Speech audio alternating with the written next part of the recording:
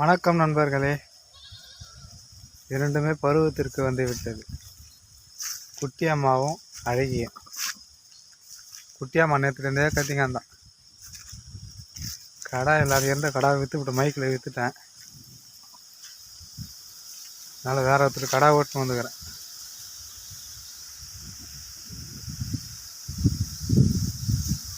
குட்டியம்மா நேற்றுலாம் கத்திங்காந்தியா இன்னும் ஒரு 10 நாளைக்கு வச்சிருந்து அப்புறமா தான் ஓட்டி அனுப்பணும்.